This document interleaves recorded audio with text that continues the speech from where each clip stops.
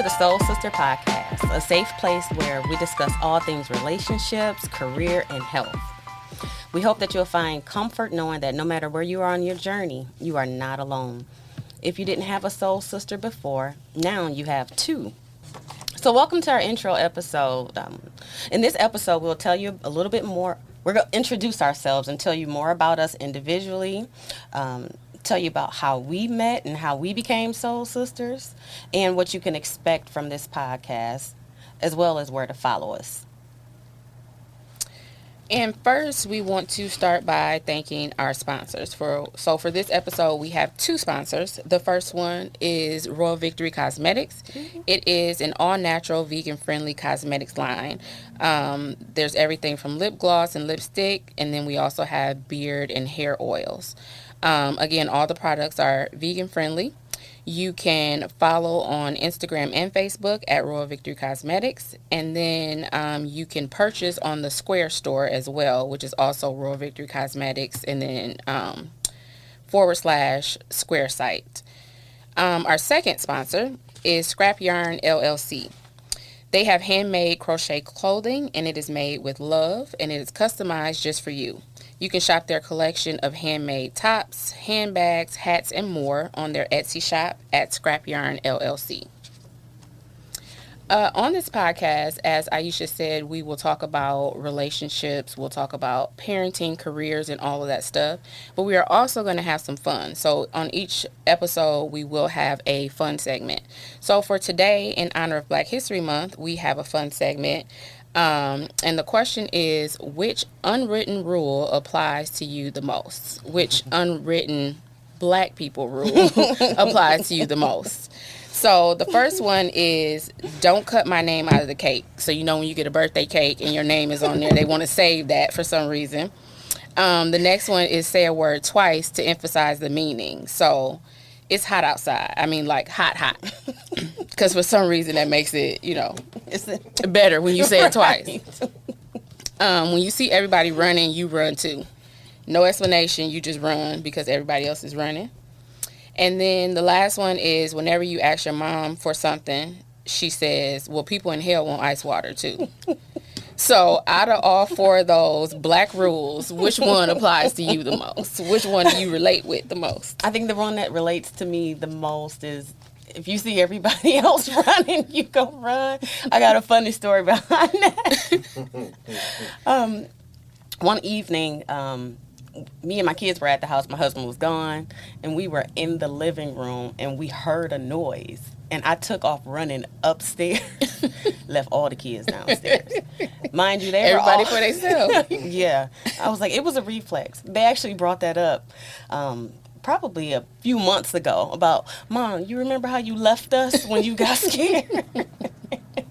Even though everybody else wasn't running, I started to run because they did follow. Yeah, as long as you follow. Yes. That was mine too. The when you see everybody running, you run. I do have a quick story on that, and then I'll pick another one since we both had the same one. Years ago, I went with my sister to pick up her boyfriend from some place. I can't remember what the place was. He didn't come out right away. So for some reason, I get out the car, and I'm like looking around, like trying to find him. He come out running. Oh, I got to the car, back to the car before he did. Like, oh, you running? I don't know what was going on in there, but we about to get out of here. That's what we doing. Yes, that is what we doing. I don't know why you was doing it, but now I'm doing it too. I love it. And then the other one, say a word twice to emphasize the meaning. I do find myself doing that a lot because for some reason it hits better when you say it twice. Yep. You got to put that emphasis on it. Yeah, like I want you to know I'm hot, but I'm hot. So if you thought I was just a little hot, double that up. I'm for real. For real. Like really. Yes. So but I think that's still part of like our culture though today. Mm-hmm. It's like you have to say it twice for emphasis. Yeah, you gotta know I really meant that. Yes. Yeah, so I thought this was really fun because I think with Black people, we have a lot of things in common that we all just do. Mm-hmm. We never met each other. We didn't grow up together or nothing. But everybody, your mama did that too? Yes. Because we black, and that's what we do. So. But can I say, the one with people in hell want ice water, I couldn't wait till I hit 12. Or so, to see if I can get away with saying hell. Or you say it to your friends outside.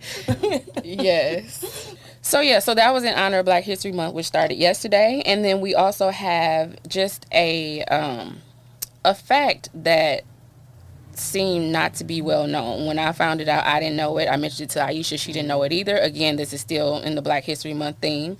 So Harriet Tubman, I don't know if anybody else knew, but that wasn't her real name.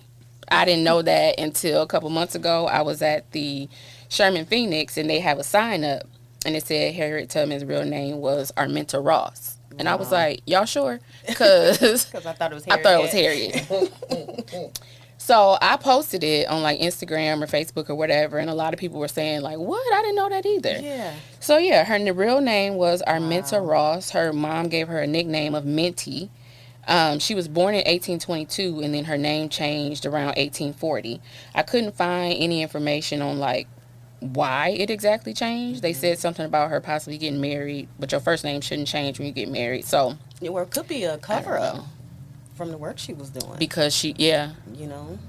So, I'm not sure, again, because it was in the 1800s, and at that time, we didn't matter even more than we don't now. So, nobody knows. But I hope I gave y'all some new information today that her name was not actually Harriet Tubman. Yes. Although all the great work she did, we know her as Harriet Tubman, so we'll keep that. But it's good to know she had a different name. Yes. Yep. So next, we'll move into our next segment, which is telling you all about us individually, kind of who we are. Yeah. So I'll start. My name is Aisha.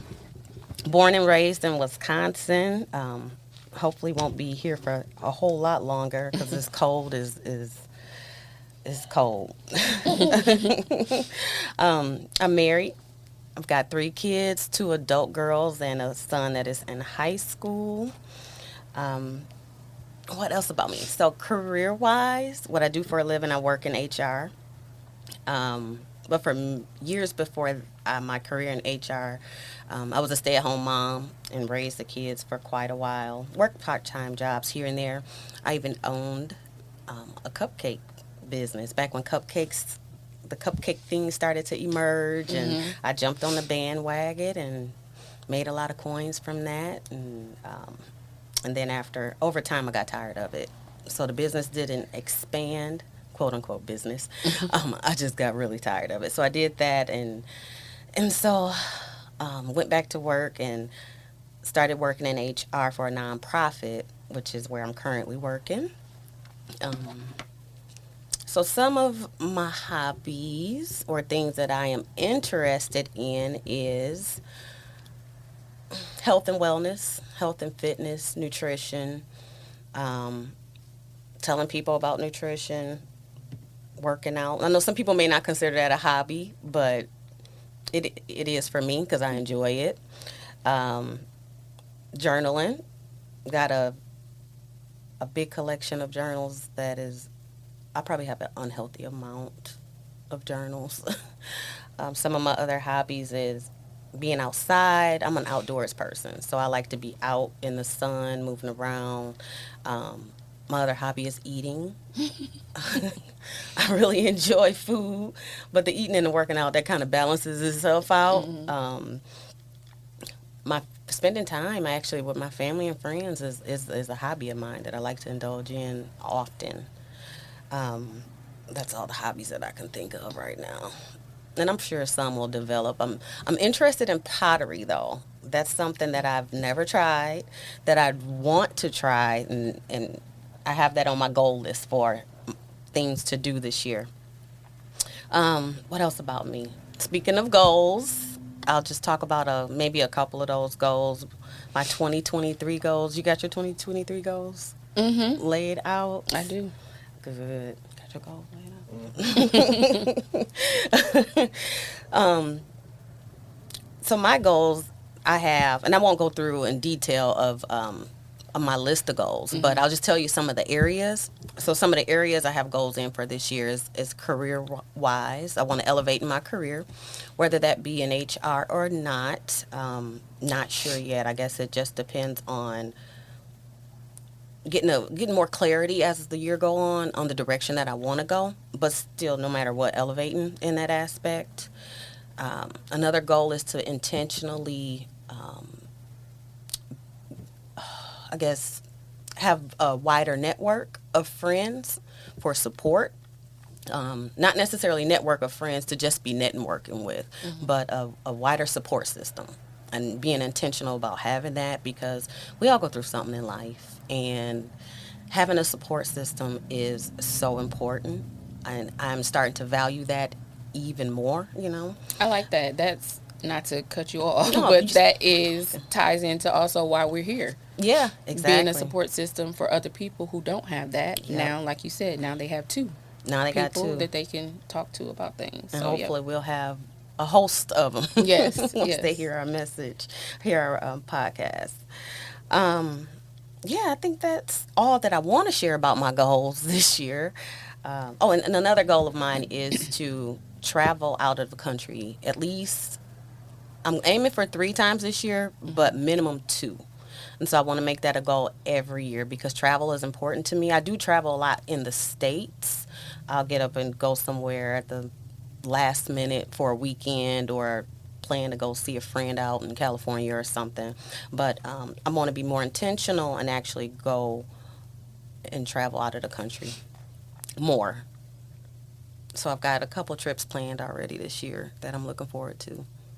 I am Kenisha. I have 2 children, one adult son who'll be 21 this year, which just sounds weird for me to even say that, but he will be. And I have a 10-year-old daughter as well. I work in HR too, which you'll hear about later is kind of how Aisha and I met. So I currently work in HR for a local city government.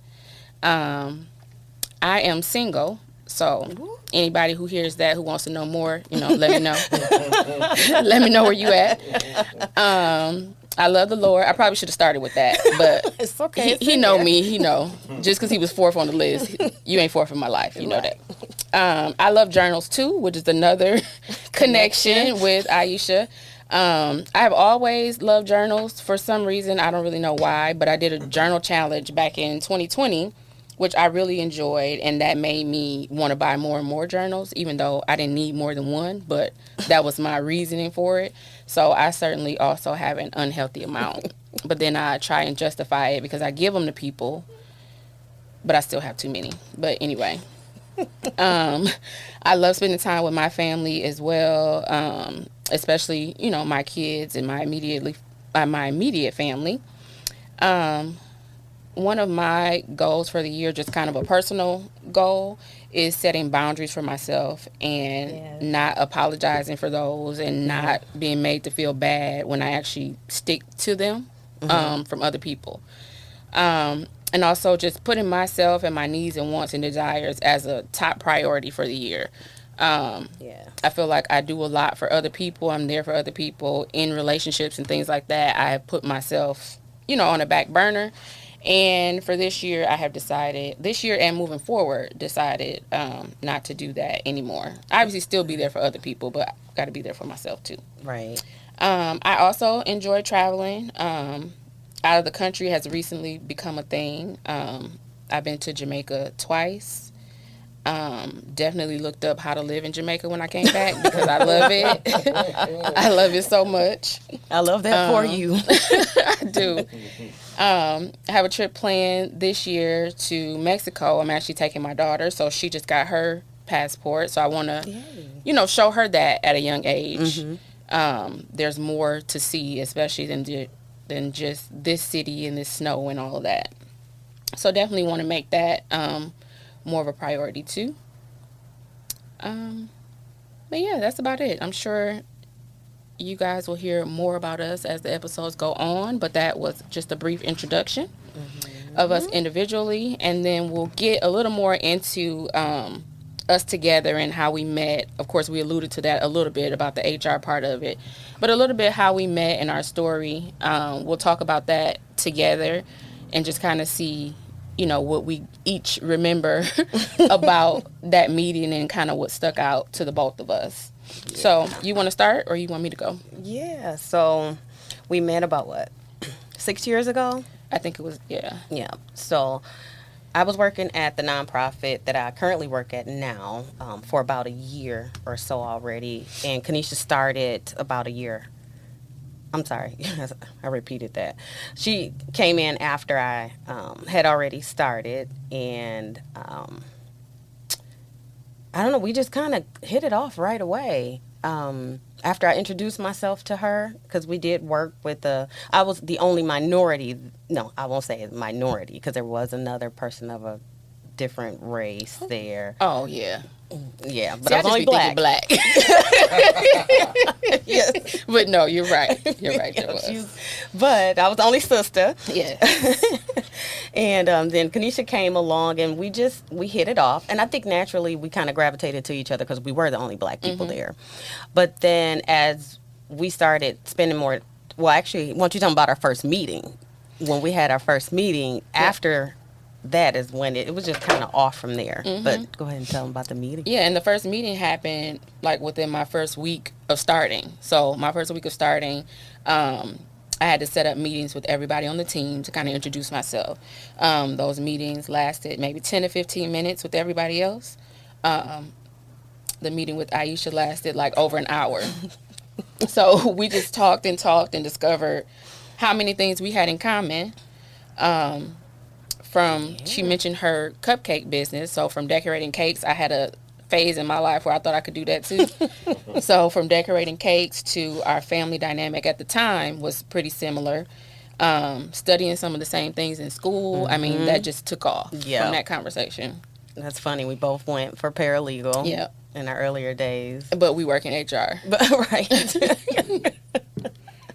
Yeah, it was so natural and organic because we had shared so many different similarities. Like, I think our fashion sense, sometimes we'll have on like the same style, but in different colors. That really stood out to me.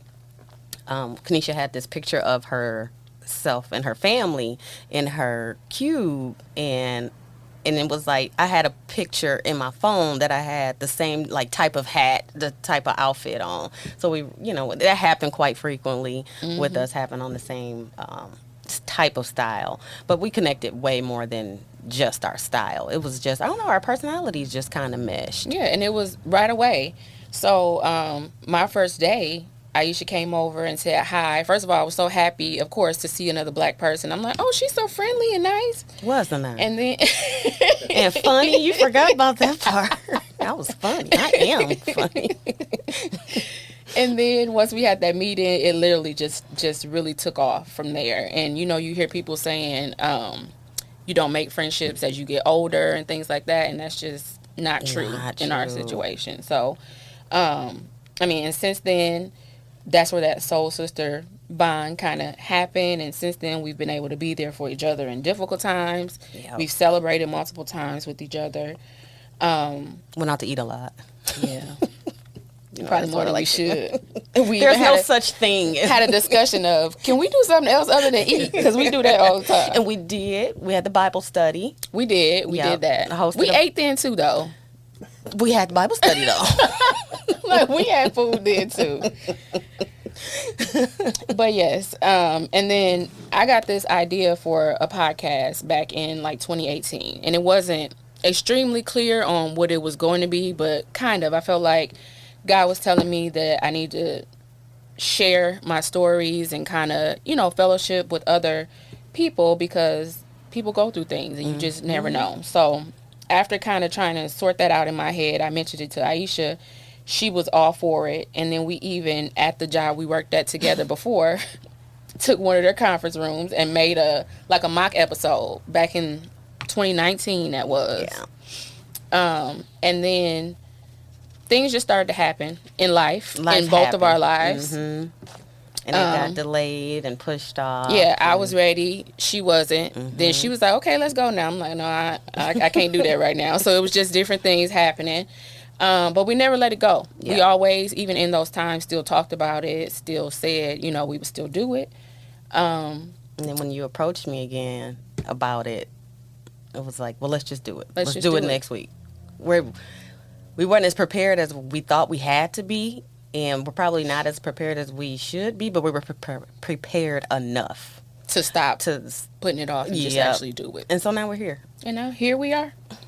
Here we are, recording and talking to you guys and ready to get started and embrace everybody and have these conversations. And as we're here talking, with each other and with our audience, we hope to be able to give good information and have good conversations, but also learn from our audience as well. So, eventually we'll be able to take some questions and things like that, but we certainly want to be interactive and not just here telling stuff or, just only having it on our side. We definitely want to be interactive with the audience as well. So, talking about that, we'll give you a little bit more vision for kind of what the podcast is going to look like. So there was a time when I was going through a tough time during those times when I was saying how we weren't ready because either one of us was going through something or the other, the reason why we didn't start the podcast before now. I was on social media and somebody that I follow there was also going through something similar to what I was going through. She shared her story and it really helped me a lot. So that just brought me back to when I first had the idea for this podcast and saying that people sharing their story can help other people that you don't even know. Like, she has no idea that she helped me. I never, reached out and said anything, but she did, and here I am talking about it. So I'm hoping that on this platform that we have, we'll be able to do the same thing. So in telling you about stories of our life and things like that, helping you to know that you're not alone and being able to help you in that way. Hopefully you will reach out to us and let us know that we did help you, which I probably should have did to her. But I think that's really important, and that just reinforced me knowing that this was something that was needed, that we needed to do. Which is like the vision of the podcast, is to reach those who, and letting them know that they're not alone in their situations. Because people go through so much stuff at so many different levels. People need support and resources and just comforting or even just words of encouragement and hope. So our vision for our podcast is that we can reach those people. Even though it's Soul Sisters podcast, if it reaches men, that's great too. The Soul Brothers can pull on up. Yes, they can take away something from this too, because we'll be covering a multitude of topics, including relationships, parenting, health and wellness, goals, books. So every podcast will be different.